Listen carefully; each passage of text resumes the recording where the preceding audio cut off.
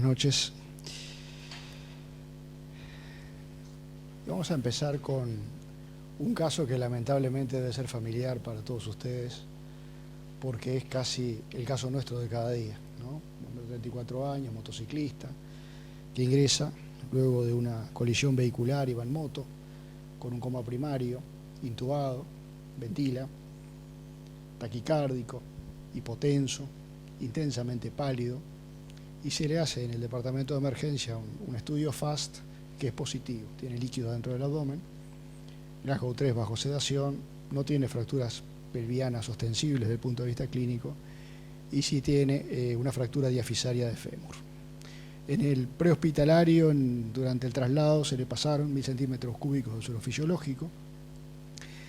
Y entonces, frente a ese enfermo, más allá de las conductas quirúrgicas específicas que uno empieza a pensar, este enfermo lo tenemos que llevar ya a bloc, es pasible de una estabilización y lo vamos a estudiar mejor, etcétera, etcétera, uno comienza también, en aras de esa estabilización, a plantearse, bueno, ¿con qué iniciamos? La reposición de volumen de un enfermo que está evidentemente en shock descompensado, y bueno, y ahí surgen posibilidades, y después la otra posibilidad es cuánto le vamos a suministrar, y ustedes algunos optarán por 1000 centímetros como carga, reevaluarlo y ver, otros dirán no, le pongo 2 gruesas vías venosas, le paso 1000 y 1000 y lo reevalúo, otros dirán lo que sea necesario para mantener una presión arterial sistólica aceptable. Y ahí surge la pregunta, ¿cuándo y en qué momento vamos a solicitar los hemoderivados? ¿Ya o esperamos a ver si responde a la reposición con soluciones salinas? ¿Y qué tipo de hemoderivados? Si tenemos toda esta gama de cosas, ¿arrancamos con glóbulos rojos solo o ya le ponemos glóbulos rojos plasma fresco o ya mismo pedimos plaquetas o eventualmente crioprecipitados de entrada, sangre fresca total? O sea que en esos 2-3 minutos de tomar esa decisión vamos a arrancar con reposición en este enfermo que está en shock. Uno diría, bueno, hay una gama de cosas que debo plantearme y por dónde tengo que empezar y qué sería lo más adecuado de lo que sabemos hoy en el año 2018. Porque a lo que no queremos llegar, eso sí está claro, es a esto, que es el triángulo de la muerte, ¿verdad? La tríada mortal, hipotermia, coagulopatía, acidosis, en un enfermo que está ostensiblemente sangrando. Entonces yo me voy a remontar un poco en esta charla, un poco empezar en los orígenes del problema del sangrado y bueno, ¿y dónde sangra el ser humano? Y el ser humano sangra básicamente en 5 lugares. O se le rompe un aneurisma de la aorta abdominal, habitualmente, o tiene una causa ginecobstétrica de sangrado, o tiene una hemorragia digestiva, alta o baja, o tiene un trauma. Esos son los grandes capítulos. También hay sangrado posoperatorio, por ahí está la fístula arteriovenosa, se puede sangrar, una fístula se pone a sangrar, pero digo, los grandes capítulos que reúnen la hemorragia grave del ser humano, básicamente están ahí. Entonces uno podría preguntarse, ¿qué impacto tiene esto a nivel mundial? Pues, bueno, vamos a hablar de hemorragias cataclísmicas, puede ser una cosa que uno lo vive como un evento inusual, un evento infrecuente. Y a nivel mundial, estas son cifras de este año, 2018, se estima que, por un lado, si vemos la hemorragia como muerte, claro, casi todos los aneurismas de aorta abdominales se mueren, la causa de muerte es la hemorragia, es el 100%, implica un porcentaje variable para los distintos grandes grupos de patologías causantes de hemorragia, es el causante de la muerte de más o menos el 30-40% de los traumatizados. Pero si lo vemos globalmente en el mundo, casi 2 millones de personas mueren por año por una hemorragia masiva o incontrolada, como causa del shock hemorrágico. Y de esos 2 millones de personas, 1,5 millones son por trauma, que a su vez determina la carga más importante para los países y para la sociedad, obviamente, porque son gente joven en años de vida perdidos, mucho más que la suma de todas las otras causantes de hemorragia masiva. ¿Y cuánto implica eso acá en Uruguay? Podemos extrapolar, si extrapolamos estas cifras a Uruguay. Estas son las cifras de los últimos informes de la UNACEF, ustedes todo el mundo sabe porque es público, 470 fallecidos el año pasado, o sea que la curva que venía descendiendo lamentablemente tuvo un discreto, pero tuvo un ascenso, con más de 3.500 heridos graves, constituyendo casi 28.000 lesionados. Esto es por colisiones vehiculares. Si vemos toda la epidemiología del trauma, esto hay que sumarle accidentes laborales, hay que sumarle la violencia social, herido de bala, arma blanca. Pero tomando como ejemplo esto, suicidios, que es lo más grueso, tenemos estas cifras globales para nuestro país. O sea que en el 2017 hubo el 13% de los lesionados eran heridos graves y casi el 2% fallecieron. Y el patrón que se dio en nuestro país, y esto se viene repitiendo año tras año, desde hace, por lo menos desde que tenemos cifras de la UNICEF, que hace por lo menos 6, 7 años, es un hombre joven, hay un predominio del sexo masculino, que conduce una moto. Es el patrón típico de los lesionados de Uruguay. Es un motociclista joven arriba de una moto. Y de hecho, en concordancia con esto, el 50% de los muertos por colisiones vehiculares en Uruguay son motociclistas. Una cosa que se ha dado como fenómeno epidemiológico en el último trienio, diríamos, es un aumento progresivo de la mortalidad en las rutas nacionales. Se ha ido incrementando y esto tal vez va de la mano del otro fenómeno, que es un fenómeno que nos preocupa y mucho, y es la elevadísima mortalidad en la escena. Estas cifras nuestras son preocupantes, están bien por encima de lo que cabría esperar para un país. Si uno dice, bueno, pero no tienen ambulancias. Sí, tenemos ambulancias, tenemos prehospitalarios. Lo que no tenemos es asistencia en las rutas nacionales, con un 60% de mortalidad en la escena y un 27% dentro de las primeras 24 horas. O sea que esto suma, todos ellos son el 85% de los traumatizados se van a morir dentro de las primeras 24 horas, o en la propia escena o en las horas que siguen en su asistencia a los departamentos de emergencia. ¿Y cuánto es esto en términos numéricos? Del punto de vista de la hemorragia, el 30-40% de ellos, estos son cifras internacionales, van a morir por una hemorragia. Perdón. Las dos grandes causas de muerte, tanto en la escena como en las primeras 24 horas, son la lesión masiva del sistema nervioso central, el T grave y la hemorragia. Esto está estudiado hace ya más de 10 años. La gente se muere rápidamente por estas dos grandes causas. Entonces, si nosotros llevamos esto al 85% de mortalidad en las primeras horas de Uruguay, 160 uruguayos están muriendo anualmente por una hemorragia masiva. Esta es entonces la dimensión de lo que vamos a hablar hoy en nuestro país. Solo considerando colisiones vehiculares. Vuelvo a repetir, si sumamos heridos de arma de fuego, heridos de arma blanca, esto seguramente andamos bien por encima de las 200 personas, 200 uruguayos mueren como causa del motivo de la charla de hoy, que es el shock descompensado, la hemorragia masiva.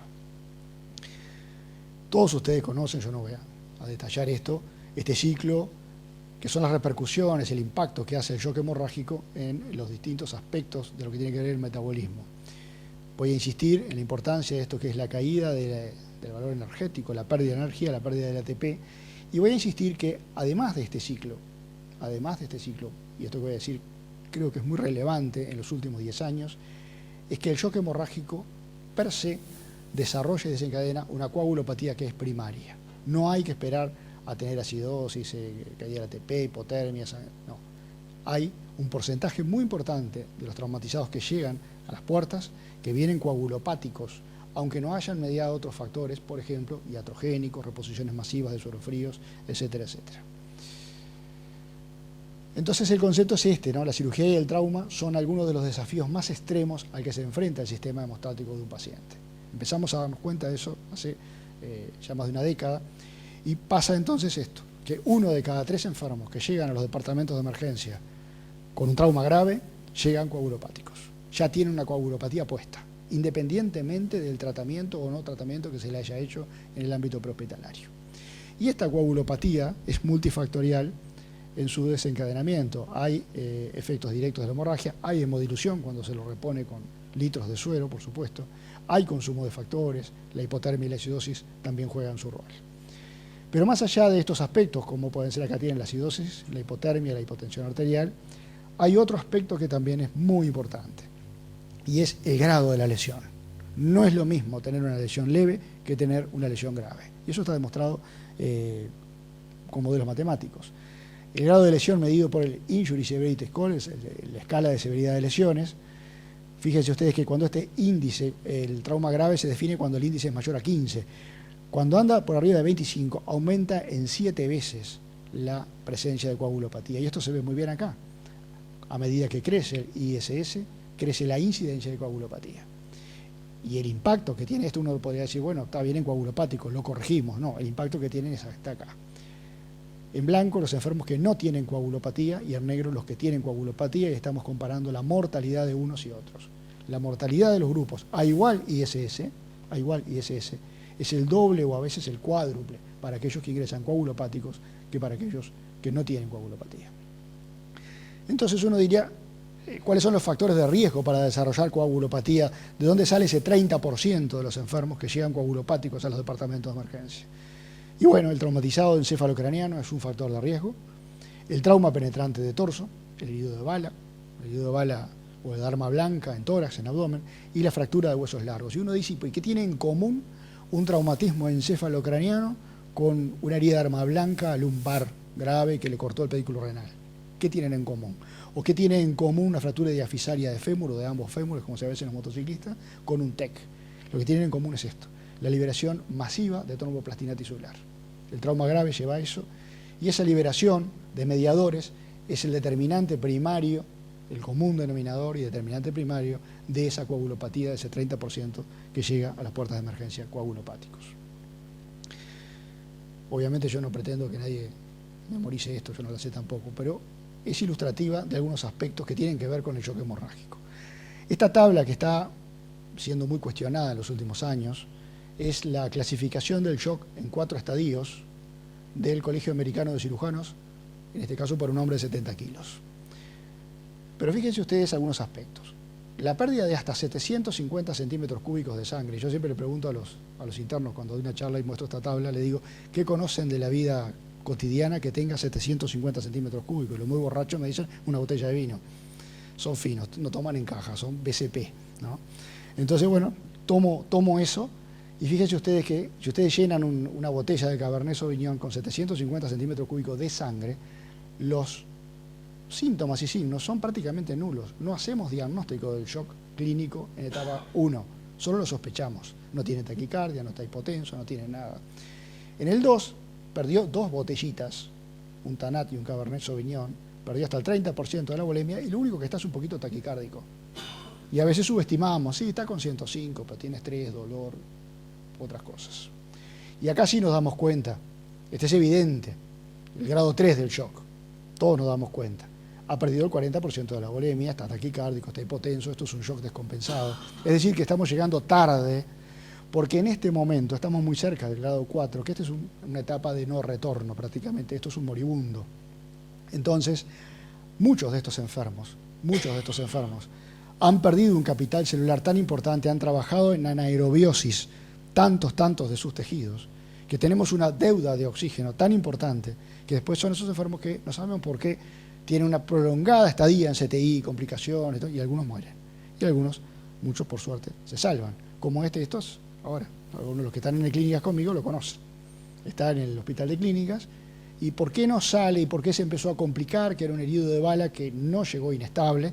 Se inestabilizó un poquito en el tomógrafo y ahí subió a block. Porque estamos pagando una deuda de oxígeno. Estamos pagando una deuda de oxígeno. Y hay que, bueno, en forma simplificada, recordar que tenemos 3 etapas en el tratamiento del traumatizado, o 5, pero por lo menos 3, en el cual la hemostasis primaria y la estabilización en el prehospitalario y en departamento de emergencia es fundamental, y eventualmente la hemostasis definitiva cuando los sangrados son, la canilla está abierta y los sangrados son cataclismo, hay que llevarlo a block rápidamente. Porque ahí surgen los enfermos que tienen hemorragias masivas, y bueno, acá están distintas definiciones de lo que es una hemorragia masiva, según los distintos autores, de los distintos libros. Pero más allá de las definiciones está el concepto de que esa pérdida masiva de sangre va a estar en la base determinante de las alteraciones coagulopáticas y de la deuda de oxígeno que tenemos que pagar al enfermo. Entonces cada glóbulo rojo importa, y tanto importa que, por ejemplo, el American College ahora ha desarrollado en sentido inverso a lo que está haciendo su presidente, ¿no? Que le da arma a los maestros. Ellos han desarrollado cursos para que la población general se entrene y detenga los sangrados. Entonces les decía que se desarrollaron cursos que ya los estamos trayendo acá y los vamos a desarrollar, como el BCOM, el Bleeding Control, para tratar de evitar que gente muera en la calle, en la escena, por sangrados externos que podrían ser controlables. Claro, nosotros tenemos mucho trauma no penetrante, trauma cerrado, en los cuales el control del sangrado es imposible y lo que hay que hacer en el prehospitalario es el traslado rápido al bloque quirúrgico. Y este es el curso al que estaba haciendo alusión, que ya ingresa con nosotros también para entrenar. Vamos a entrenar a estudiantes y que esos estudiantes sean también, repitan este curso, no me sale la palabra, repliquen el curso para la población general. Y hemos hablado acá, en esta misma sociedad, varias veces de la cirugía de control de daños. Pero esta cirugía de control de daños, con los conceptos que todos ustedes manejan, debe estar acompañada de este concepto, la resucitación con control de daños, el damage control resuscitation, van juntos, van de la mano. Y tanta relevancia se le ha dado que esto, por ejemplo, son guías de los últimos 2 años, 2016, 2017, tanto europeos como norteamericanos, están sacando ya las guías y viendo qué tenemos de evidencia y dónde estamos parados en este concepto de la resucitación con control de daños, que reposa en determinados principios que ustedes ven acá. Y el primero de todos, es obvio, el control temprano de la hemorragia. No hay nada que yo pueda hacer, nada que vaya a ser útil, si no detengo el sangrado, si no cierro la canilla abierta. Evitar y revertir la hipotermia, por supuesto, nunca subestimarla. Retrasar el objetivo de una presión arterial normal hasta que controlemos el sangrado. Entonces, para el trauma penetrante, nuestra presión arterial sistólica objetiva no será mayor de 80. No será mayor de 80, apenas para la perfusión renal. Para el trauma con traumatismo encefalocraneano no tenemos más remedio que tener una presión de perfusión encefálica y, bueno, por lo menos llevarla a 95. Esa es la sistólica. Y minimizar, entonces, lo máximo el suministro de cristaloides. Aquellas cargas de volúmenes que hacíamos, y ahí va la primera respuesta al caso clínico, de 1000 y reevaluar todo, no, minimizamos, y si el paciente no está extremadamente hipotenso, lo dejamos con una cabeza de presión arterial sistólica de 80 hasta que podamos resolver el sangrado del enfermo. Repetimos, evitar retrasos en la hemostasis, cirugía o, para los afortunados que tengan angioembolización, no es nuestro caso. Utilizar protocolo de transfusión masiva se ha transformado en una recomendación de todas las guías. Medir de manera funcional la coagulación, vamos a hablar algo de esto, del Roten y el TEC, y utilizar ayudantes de hemostasis segura. Y estos protocolos de transfusión masiva, que ingresan entonces como una parte esencial del manejo de estos enfermos, tienen determinados objetivos que ustedes ven acá, que está en discusión, se impactan tan positivamente todavía en trauma, en bajar tanto y abatir tanto las cifras de mortalidad. Sí está claro que actuamos proactivamente, suministramos hemoderivados de manera temprana e inmediata y ahorramos hemoderivados. O sea, al tener un protocolo de transfusión masiva, contrariamente a lo que parece ser por el nombre, lleva a un ahorro y a un gasto racional de los hemoderivados que requiere el paciente. Y tiene como objetivo también no solo la reposición, sino la corrección de la coagulopatía. En cuanto a cómo se deben dar esos hemoderivados, ha sido todo un ámbito de discusión y uno de los esquemas más aceptados es este, el esquema 1-1-1. Uno de glóbulos rojos, uno de plasma y un equivalente a uno de plaquetas. O también, sobre todo esto de la experiencia de guerra, salió la sangre total. La sangre total que también se ha extrapolado a algunos centros de trauma. Pero para el manejo de los protocolos de transfusión masiva es esencial, es imprescindible, disponer con alguno de estos dispositivos, que son los dispositivos viscoelásticos, es decir, que pueden medir a través de la formación del coágulo y de la degradación del mismo a través de la fibrinólisis lo que le está faltando a ese paciente en particular. Si le falta plaquetas, si le falta fibrinógeno, si le faltan factores, entonces se le va dando exactamente lo que él necesita. Y esto se maneja point of care, al lado del enfermo. En el caso nuestro del Hospital de Clínicas no está al lado, en el departamento de emergencia, está en hemoterapia, pero ya está hecho todo el esquema para que esto sea con rapidez. Y los aparatos, los equipos son de dos tipos. El tromboelastógrafo, que este es el clásico, fue escrito en la década del 40, y este es el Roten, que es más moderno, pero que básicamente trabaja con lo mismo. Es decir, un coágulo que se va formando y en la medida que se forma el coágulo se va midiendo la intensidad de la fuerza de ese coágulo y la viscosidad que se refleja en una gráfica que según los ángulos que tenga, la distancia, esta distancia, etcétera, etcétera, yo no sé leer esto lo hacen los hemoterapeutas, se sabe claramente qué es lo que le está faltando a ese enfermo particular con un retraso de 10 minutos. O sea, le saco la sangre, le falta esto, le saco otra muestra y a los 10 minutos le falta esto. Entonces, esto está bien y se va corrigiendo de esa forma. Este es el ROTEM del Hospital de Clínicas.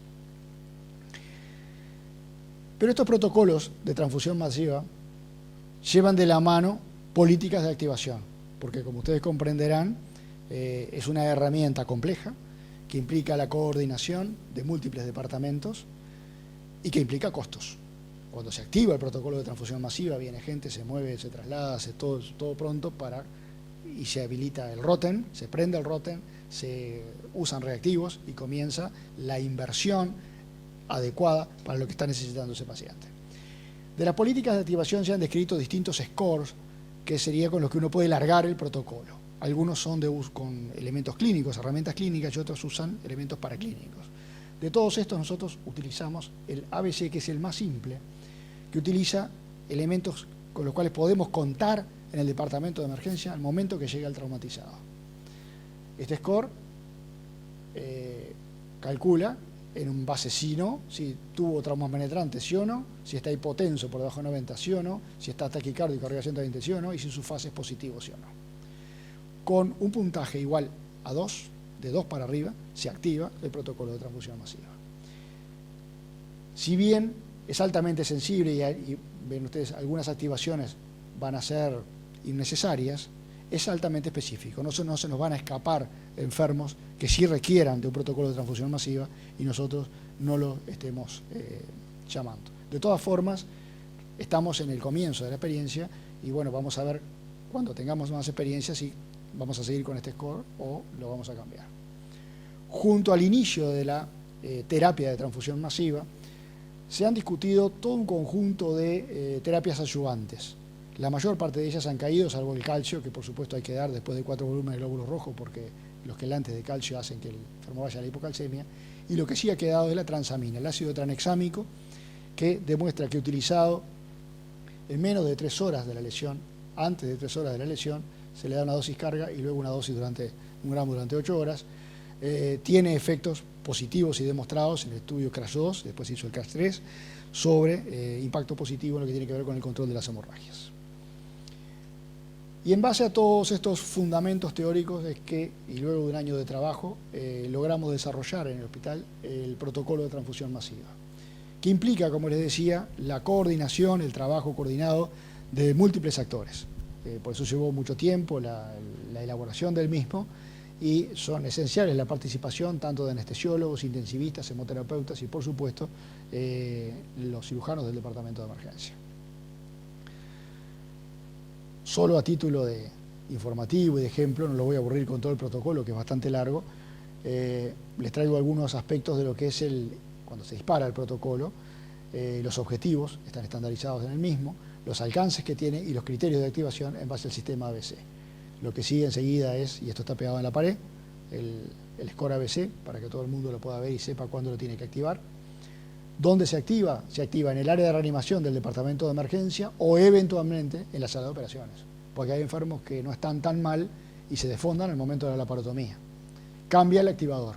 En el departamento de emergencia lo activamos nosotros, en la sala de operaciones lo activa el anestesista en concordancia con el cirujano.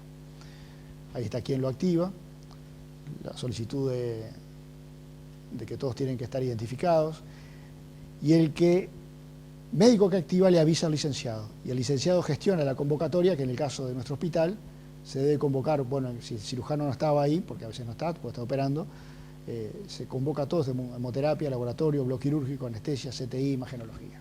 Y cada uno tiene un rol que cumplir, y ahí las posibilidades de fallo son muy grandes, las posibilidades de error son muy grandes. Por eso nosotros hicimos 2 simulacros antes de largarlo oficialmente, y bueno, y ahora se ha disparado 2 veces, y las 2 veces fue equívoca, no estuvo bien activado, o sea, todavía estamos fallando, tuvimos 2 falsos positivos. Están descritos en el protocolo los roles de cada uno, ahí está el rol de lo que tiene que hacer el cirujano, el rol del licenciado de enfermería, y así sucesivamente. Los roles de los técnicos de hemoterapia. En definitiva, como todo el manejo del enfermo traumatizado, es típico enfermo del manejo multidisciplinario. Y el manejo del traumatizado exsanguinado, que requiere de un protocolo de transfusión masiva, creo que es el prototipo de la necesidad absoluta de trabajo en equipo, multidisciplinario, entre múltiples cátedras, coordinadas, trabajando juntos y construyendo una forma de tratamiento en el que nadie es más que nadie, sino que todos tenemos que aportar un granito de arena para una situación que es tiempo dependiente y donde la deuda de oxígeno nos apremia minuto a minuto. Bueno, yo no me queda más que agradecerles. No sé si quiere hacer alguna pregunta o algo. Bueno, gracias, doctor Machado. Muy interesante el tema y queremos escuchar algún comentario. A ver, Julio Trochanqui. No, lo primero, más allá de la presentación de Fernando, en realidad felicitarlo porque implementar este tipo de cosas lo que hace es, además de mejorar desde el punto de vista asistencial, lo que hace es avanzar en el conocimiento, en un hospital universitario que debe integrar, como lo hizo él y con el resto de las personas que trabajaron con él, a los distintos servicios que forman parte de la atención y de la asistencia al traumatizado. No es tan fácil generar ese tipo de vínculo y ese tipo de sincronización que todavía está en marcha, obviamente, pero que evidentemente es el camino que hay que tomar. Digo, uno solo de pensar esto en cualquiera de nuestras mutualistas vería que la probabilidad de muerte de un traumatizado en cualquiera de nuestras mutualistas seguramente sea mayor por estas cosas como por otras, pero por esta también, porque si hay algo que ha mejorado en la reanimación, no en la resucitación como pone Fernando, porque ya le he dicho muchas veces que resucitó uno hace 2018 años y para mí es discutido, pero bueno, él le pone resucitar. Pero en el concepto de reanimación, obviamente que el saldar rápidamente y generar un protocolo de transfusión masiva en estos pacientes es lo que seguramente va a determinar después la evolución. Y además, es así, tan es así que, como él lo mostró en la bibliografía, cada vez más muestra un control de daños que se hace y se reanima al paciente en el bloque quirúrgico y se acortan los tiempos que nosotros estamos acostumbrados muchas veces de ver del paciente que se reanimaba, se cerraba, se sellaba y lo hacen en forma más temprana, y una de las formas más tempranas es justamente a través del protocolo de transfusión masiva. Bueno, creo que es muy bueno que Fernando y el departamento de emergencia hayan emprendido ese camino. Y desde el punto de vista de las cuestiones más de la patología, la fisiopatología, ahora, esta semana pasada que yo estuve ahí en la reunión del Comité de Trauma en San Antonio, hay un elemento, más allá de los protocolos 111, quien da el efecto protector sobre todo es el plasma respecto al resto de los componentes de la transfusión masiva, y se ha profundizado y se sigue profundizando el estudio que tiene con la liberación de distintos mediadores, sobre todo el plasma, y que es un elemento seguramente a estudiar a partir de estas cosas que se hacen, ¿no? Y obviamente, y no quiero dejar pasar la oportunidad, más allá que estamos en un ámbito de la sociedad, pero evidentemente apoya la necesidad de que en un hospital universitario nosotros le enseñemos a los residentes que tiene que haber una sala de urgencia y una sala de emergencia, porque dependemos de los tiempos de control del sangrado, y por lo tanto tenemos que enseñarle y tenemos que poder hacer en un hospital universitario de disponer realmente de salas para controlar el sangrado de nuestros pacientes y no estar dependiendo de las voluntades o de la ocupación temporal que hay en esas salas a veces por otros pacientes que no son nada graves y que requieren de que tengamos que pelear por un lugar en la sala. Así que las felicitaciones a Fernando, y seguramente la posibilidad que este protocolo da de generar y avanzar en el tema que hoy es evidente y necesario en los traumatizados. ¿Algún otro comentario?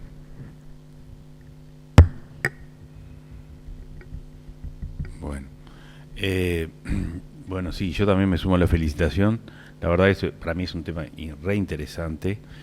Digo, sí, hemos estado, nos está llegando continuamente la información de que el American College está con el programa Stop Bleeding. Está enseñando primero en las universidades, en los hospitales, a todo el personal de los hospitales, le está enseñando cómo detener un sangrado. Y cuando vi las imágenes donde torniquetes y otros elementos compresivos para salir del apuro, siempre me acuerdo el profesor Mateucci. Él decía que él recibió a Oliver Falco cuando le pegaron un balazo en la femoral, y que liberarse y que el balazo fue en la femoral, y que lo trajeron a una camioneta y que vino en todo el camino sangrando. Es decir, que nadie estaba preparado algo para hacer una compresión en el sitio. Y bueno, eso es lo que se apunta, de que el público en general tenga el conocimiento de lo básico, y eso apunta el programa del American College.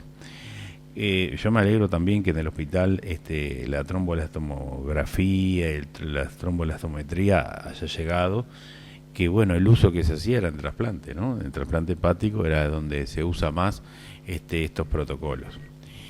Indudablemente la mortalidad, como tú dijiste, Fernando, en el sitio, en el Uruguay, a pesar de que somos un país chiquito, se sigue muriendo en el sitio. Y bueno, indudablemente el sangrado, el tema que tú tocaste y que le diste importancia, me parece que es uno de los aspectos, es una de las causas de muerte más importantes, y es uno de los aspectos por qué se muere un paciente.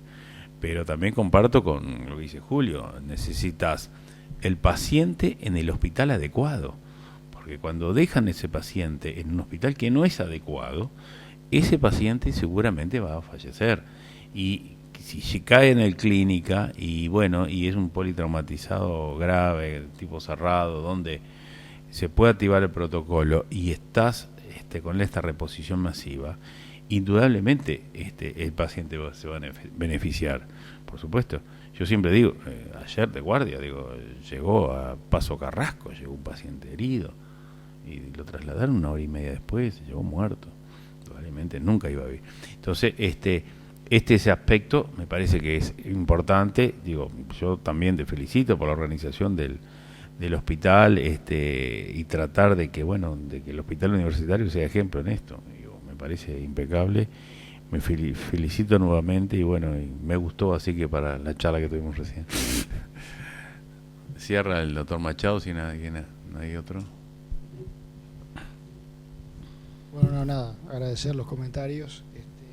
Y sí, yo creo que es un paso que estaría bueno que otras instituciones tuviesen la posibilidad bueno, en la medida que puedan tener un ROTEN y los aspectos organizativos, que ir trabajando en la elaboración de este tipo de protocolos, que estaría bueno que hubiera en algún lugar más del país.